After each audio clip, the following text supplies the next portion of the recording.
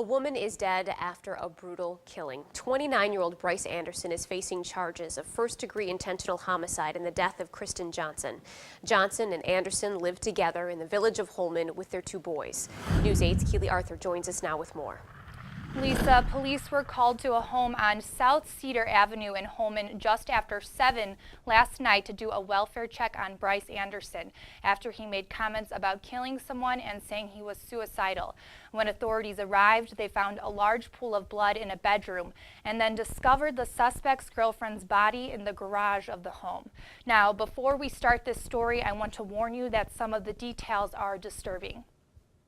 Whatever happened between them, this wasn't the answer for it. For 3 years, Justin Adams and his family have lived right next door to Bryce Anderson and Kristen Johnson in a duplex.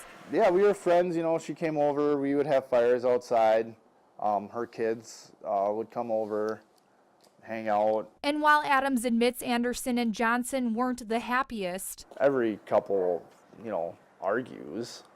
I mean, it's fact of life. He says he never imagined the house right next door would become a crime scene.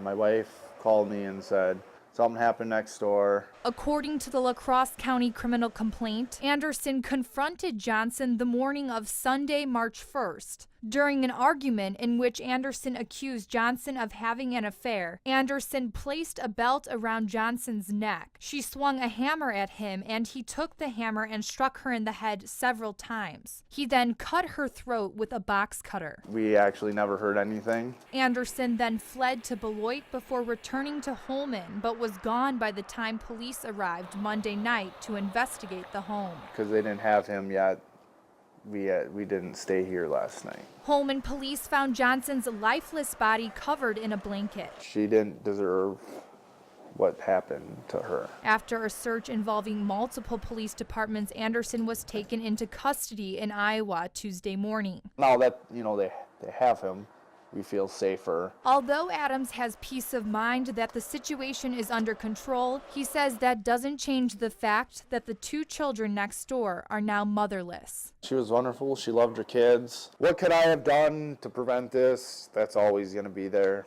You know, you just kind of have a sick feeling in your stomach. The Jones County Sheriff's Office took Bryce Anderson into custody around 8 this morning after his car had gone into a ditch in Onslow, Iowa.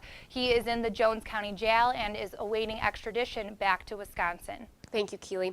Tonight on News 8 at 6, we'll hear from the victim's mother about how the family is remembering Kristen.